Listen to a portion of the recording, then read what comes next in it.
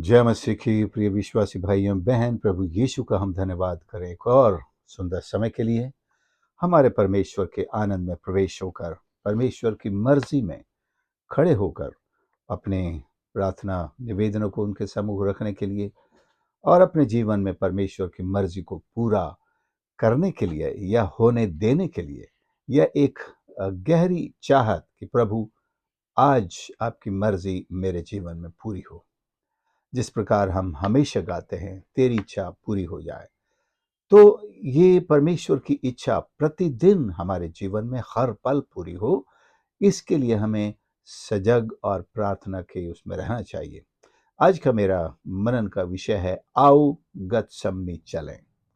Let's enter गतसमनी। गतसमनी में प्रवेश करें। प्रभु यीशु जिस रात वह पकड़वाया गया, एक बहुत ही महत्वपूर्ण रात थी प्रभु यीशु के लिए। अगर किसी से पूछा जाए कि कल आपकी जिंदगी का आखिरी दिन है, तो आज की रात कैसे बिताना चाहोगे, क्या करना चाहोगे? शायद वो दुनिया के ऐशो आराम को ढूंढेगा, शायद वो ऐसी चीज को मांगेगा। कई बार कैदियों से भी पूछा जाता है, जब उन्हें फांसी पर चढ़ाया जाता है, तुम्हारी आखिरी इच्छा क्या है? तो वो कोई खाने की इच्छा जाहिर करते हैं या कोई ऐसी चीज मांगते हैं जो उनकी जिंदगी में वो चाहते रहे, पूरी नहीं हुई। शायद अब शासन उसे पूरी कर सकता है या सरकार पूरी करे ना भी करे, कोई मजबूरी नहीं होती है, लेकिन जहां तक कोशिश की जाती है, अगर कैदी की मांग वाजिब है, पूरी की जा सकती है, जिससे कोई और खतरा नहीं है, जिसके खिलाफ उसका केस चल रहा है, तो पूरी की भी जा सकती है। प्रभु यीशु ने ऐसा क्या चुना?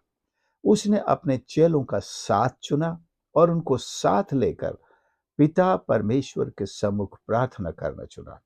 जबकि प्रभु यीशु जानते थे कि उन्हें अपने प्राण देना निश्चित है, अनिवार्य है, जरूरी है, क्योंकि पापियों का उद्धार इसी तरह हो सकता था। और वो पूरी रात प्रभु यीशु के साथ क्या होने वाला है, प्रभु यीशु जानते थे।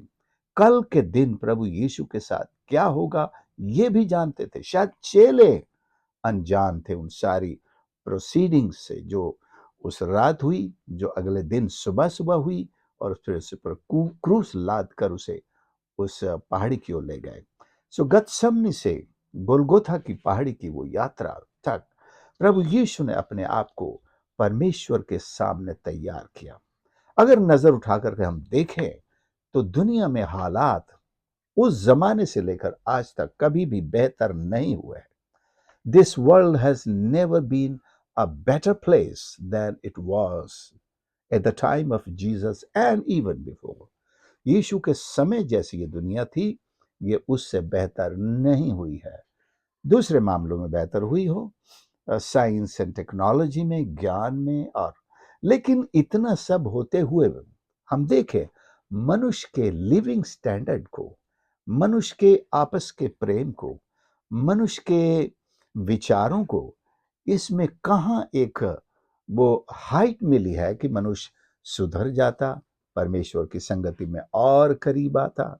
धर्मों की भी इतनी ज्यादा बाढ़ आ गई, और भी कितने सारे धार्मिक और हर तरह से लोगों ने बना लिए हैं, लेकिन इससे क्या इंसान की आत्मिकता में, परमेश्वर के संगति में आने की, चलने की और ईश्वरीय मूल्यों में आगे बढ़ने की कोई भी सुधार हुआ है क्या? नहीं हुआ है, क्योंकि ये दुनिया गतसमनी में नहीं गई है जहां प्रभु यीशु गए थे। वो तो परमेश्वर पिता से क्या मांगने के लिए, क्या पाने के लिए गया था। हमारे लिए भी एक आंखें खोलने वाला एक इंसिडेंट है, एक आदर्श है या उदाहरण है, जो हम प्रभु यीशु से सीख सकते हैं। मैं चाहूंगा कि हम उस वाक्य को भी पढ़ें, जो हमें मत्ती 26 अध्याय 36 के या तो 46 तक लिखा हुआ है, लेकिन मैं चंद आयतें पढ़ करके उस कॉन्टेक्स्ट को आपके सामने रखूंगा। तब यीशु अपने चेलों के साथ गतसमनी नामक एक स्थान में आया, और उसने अपने चेलों से कहने लगा, यहीं बैठे रहना जब तक मैं वहां जाकर प्रार्थना करूं। वह पतरस, जब्दी के दोनों पुत्रों को साथ ले गया और उदास होकर व्याकुल होने लगा। तब उसने उनसे कहा, मेरा जी बहुत उदास है, यहाँ तक कि मेरा प्राण निकला जा रहा है। तुम यहीं ठहरो और मेरे साथ जागते रहो। फिर वह थोड़ा और आगे बढ़कर मुंह के बल गिरा और ये प्रार्थना की, हे पिता, हे मेरे पिता, यदि हो सके तो यह कटोरा मुझसे टल जाए, तो भी जैसा मैं चाहता हूं वैसा नहीं, परंतु जैसा तू चाहता है वैसा ही हो। और प्रभु यीशु ने लिखा ये 3 बार ऐसी प्रार्थना की। और लौट करके आते हैं, चेलों को देखते हैं, सारे के सारे चेले, वो 9 चेले और 3 चेले, 2 जगह पे बैठे हुए, 9 चेले और 3 चेले, सब सो रहे हैं, बहुत गहरी नींद में सो रहे हैं, शायद दिन भर के थके हुए थे। लेकिन ये थकान मायने नहीं रखती है। एक बड़ा कठोर स्टेटमेंट है जिस पर हमें गंभीरता से सोचना होगा। आप हो सकता है दिन भर के थके हैं, हो सकता है आपके पास वाजिब कारण है कि आप जाकर सो जाएं। अनेक बार ऐसा मेरे साथ भी हुआ, मैं बहुत थका हुआ, फैमिली प्रेयर में नहीं बैठ सकता, मैं जाके सो गया। परिवार से कहा तुम दुआ कर लेना या मुझे जगा लेना, दुआ के वक्त जब फैमिली प्रेयर होगी मुझे जगा लेना। लेकिन आज मैं आपके सामने इस बात को कन्फेस कर रहा हूं, ऐसा कोई भी कारण जो मुझे परमेश्वर के सम्मुख मुसीबत के समय जाने से रोकता है, वो कारण उचित नहीं है। आज दुनिया एक ऐसे दबाव में है, या प्रभु यीशु दबाव में आ गए थे। प्रभु यीशु ऐसी संकट की स्थिति में आ गए थे। उनके पास कोई 2 रास्ते नहीं थे, लेकिन ये एक मानव देहधारी होकर आए, वे शरीर में थे। इस शरीर पर जो आने वाला है, जो कुछ उनके साथ होने वाला है, ये शरीर में उस संकट को देखकर जो मानवीय उनकी सोच थी या फीलिंग्स थी, उस पर जो कुछ होने वाला है उसको लेकर प्रभु बड़े चिंतित थे, पहले से दुखी थे। उन्होंने सहारा लिया प्रार्थना का। प्रार्थना ही सबसे बड़ा हथियार है। हर संकट से पहले, हर मुश्किल में, हर दुश्मन के सामने, हर तरह के दुश्मन के सामने प्रार्थना हमारा सहारा है। प्रभु यीशु ने अपने सारे चेलों को साथ लिया। चलो हम गतसमनी जाते। गतसमनी शब्द का मतलब जहां तेल निकाला जाता था, ऐसी जगह, वो भी एक प्रतीकात्मक के सिंबॉलिक है कि जहां तेल निकलता है वहां चले। हमारा तेल निकल जाए जहां पर। ऐसी प्रार्थना की लगन, प्रार्थना में ऐसी मेहनत। यीशु मसीह का भी लहू जो पसीने की बूंदों के रूप में निकल रहा था, या पसीना कहें, लहू की बूंदें बनकर निकल रहा था। सो ऐसा तेल निकल रहा था, समझो, ऐसा भी कह सकते हैं। उनके शरीर की सारी चर्बी पिघल करके बाहर आ चुकी थी। सारा लहू नसों में चलने के बजाय नसें फाड़ करके बाहर आ रहा था। ऐसी प्रार्थना या ऐसा प्रेशर, क्योंकि ये गतसमनी एक प्रेशर की जगह है। तेल निकालने के लिए प्रेशर डाला जाता था, जैतून के बीजों के ऊपर प्रेशर दिया जाता। आज भी वही तरीका है तेल निकालने का, एक प्रेशर, दबाव से तेल निकाला जाता है। एक दबाव में कलीसिया आ चुकी है। गतसमनी में प्रवेश करें प्रार्थना में, जैसे उन्होंने अपने सारे साथियों को साथ लिया। हम अपने साथियों को परमेश्वर के सम्मुख लेकर जाएं और प्रार्थना करें। दुनिया में युद्ध के हालात, दुनिया में मसीहत का, कलीसियाओं का जो सताव इतना ज्यादा बढ़ गया है। आप अखबारों को उठाकर देखें, आप मसीही पत्र पत्रिकाओं को पढ़ें, आप मसीही समाचार सुने, आपको पता चलेगा कि दुनिया में कितने हालात मसीहत के विरोध में हैं। केवल हिंदुस्तान की बात नहीं है, दुनिया भर की बात हम करते हैं। और ऐसे कितने आज तो व्हाट्सएप ऐप्स हैं जो आपको सारी खबरें देते हैं कि कहाँ क्या हुआ आज और क्या हो रहा है। तो यहां पर पहली चीज, हम प्रार्थना करना चुनें, परमेश्वर के सामने जाना चुनें, अपनी गतसमनी में जाएं, प्रभु की गतसमनी में जाएं, जहां प्रार्थना हमारी एक ऐसा परमेश्वर के सामने अनुभव हो जाएगा कि जिसमें हमारा पसीना तो क्या, खून भी निकल सकता है, सारा तेल भी निकल सकता है। दूसरी इच्छा, परमेश्वर की इच्छा के प्रति समर्पित हो जाए। दूसरी बात है, let dedicate our lives to the desire and will of God. परमेश्वर की इच्छा के प्रति, तेरी इच्छा पूरी हो जाए। हम इसका मतलब ये नहीं कि हम हाथ पे हाथ धरे बैठे रहें, प्रभु की इच्छा होगी वही होगा, इसलिए हम क्यों दुआ करें। दुआ की जरूरत है, परमेश्वर की इच्छा जो भी है, लेकिन दुआ की जरूरत ये हमारे दिल से पैदा होनी चाहिए। दुआ की जरूरत, दुआ की तबीयत, दुआ की इच्छा, दुआ की लालसा हमारे दिल से, हमारे व्यक्तित्व से पैदा होनी चाहिए। परमेश्वर भी दुआ के लिए बुलाते हैं, ठीक है, लेकिन जब कोई भी संकट हमारी आंखों के सामने हो, हमारी कलीसिया पर हो, हमारे देश पर हो, सारी दुनिया पर हो, हमारे दिल में सबसे पहले क्या पैदा होना चाहिए? परमेश्वर की संगति में जाकर प्रार्थना करने की इच्छा। बहुतों को ये नहीं होता है, वो सोचते हैं जो ईश्वर की मर्जी होगी वो तो होकर रहेगा, मैं क्यों प्रार्थना करके मेहनत करूं। नो माय फ्रेंड्स, प्रार्थना भले ही ईश्वर की मर्जी को बदल ना सके, ना भी बदले, परमेश्वर की मर्जी ही पूरी हो। प्रभु यीशु ने वही कहा और हम वही दोहराएंगे, तेरी मर्जी पूरी हो।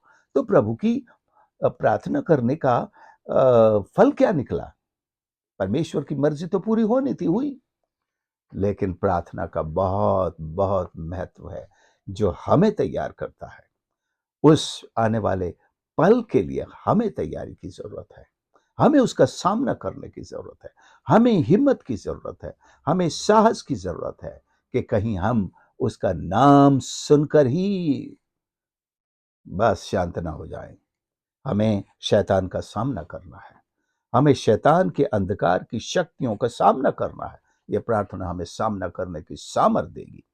और 39 में लिखा है, तेरी इच्छा पूरी हो जाए, मेरी नहीं, प्रार्थना यही थी।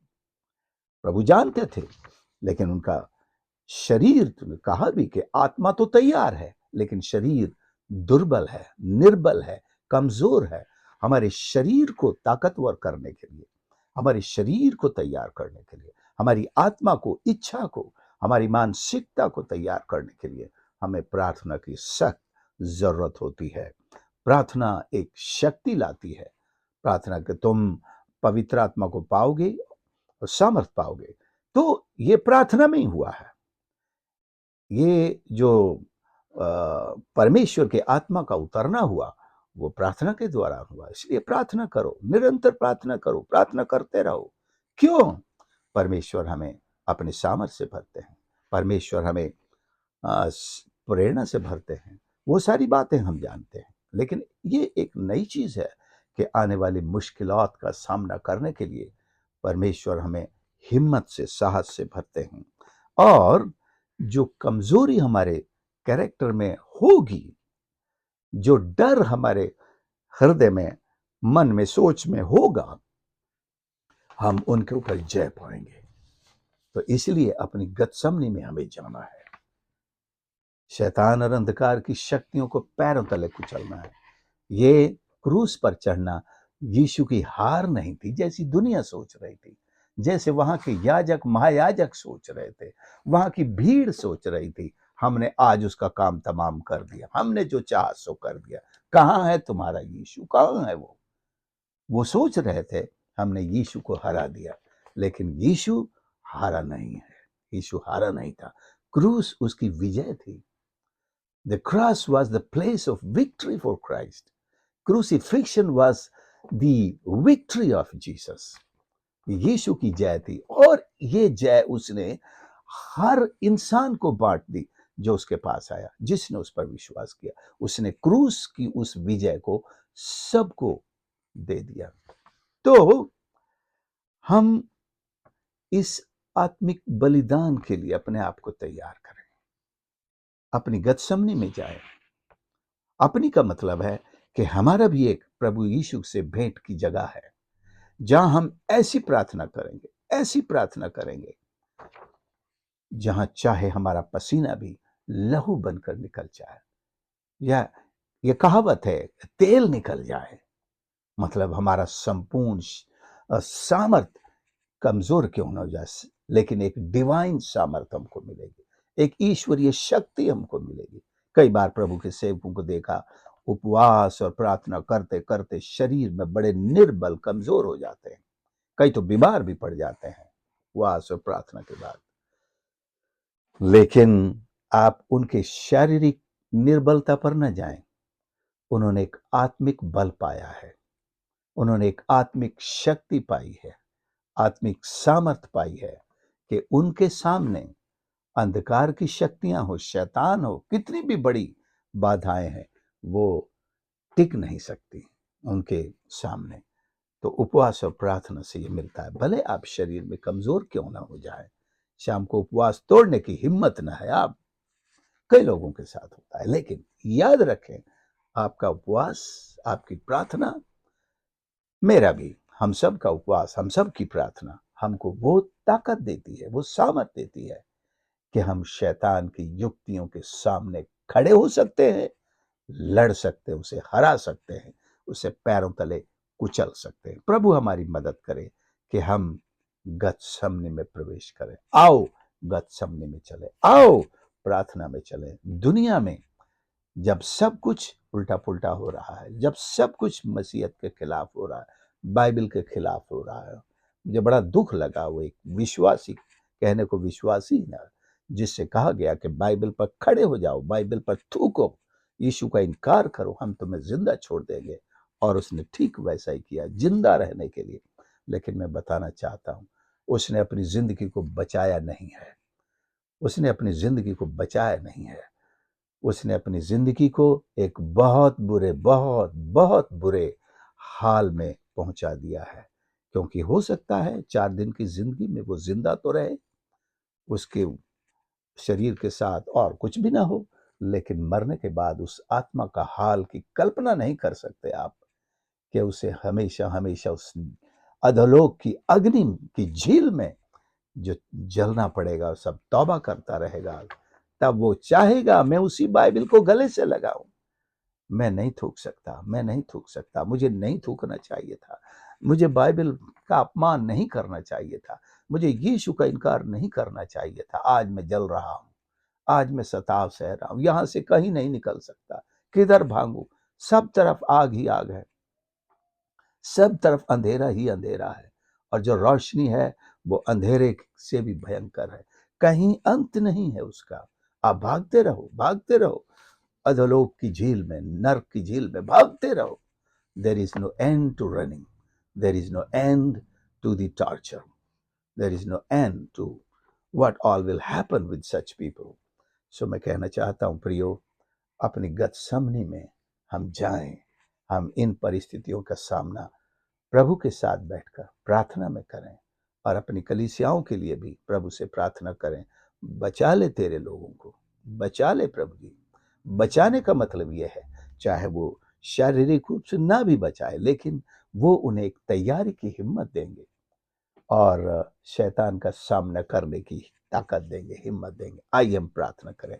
प्यारे प्रभु हमारे परमेश्वर, हम धन्यवाद करते हैं आपके इस पवित्र वचन के लिए, जो हमें परमेश्वर आपकी संगति में और अधिक आने के लिए प्रेरित करता है। आज का ये वचन प्रभु, गतसमनी में जिस तरह आपने वो संघर्ष किया परमेश्वर, इसी तरह हम प्रार्थना करते हैं कि शिष्य जो वहां प्रार्थना के लिए लाए गए थे, वे प्रार्थना करने में असफल रहे। और परमेश्वर हम दुआ करते हैं कि वो कमजोरी का शिकार हम ना होने पाए। हमें प्रार्थना करना सिखाइए, और प्रार्थना में ठहरना सिखाइए, शरीर के ऊपर जयवंत होना सिखाइए, अपनी भावनाओं के ऊपर जयवंत होना सिखाइए, कि हम परमेश्वर शरीर की कमजोरियों, परिस्थितियों और ऐसी बातों के कारण अपने प्रार्थना जीवन को, अपने उपवास के जीवन को, अपने वचन के जीवन को कमजोर ना करें, बल्कि उसमें और ज्यादा बढ़ते चलें और ताकतवर होते चलें, ताकि अंधकार का सामना हम दिलेरी के साथ, अपने विश्वास के साथ और बड़ी हिम्मत से कर सकें, कि हमारा विश्वास प्रभु मजबूती के साथ बना रहे। धन्यवाद हो इस प्रार्थना को सुनने के लिए। हर एक सुनने वाले को अपना हाथ बढ़ाकर स्पर्श कर, और हिम्मत, बल, सामर्थ और ये ताकत प्रदान कर परमेश्वर, कि हम अपनी अपनी गतसमनी में प्रवेश करके प्रार्थना के शूरवीर बन सके।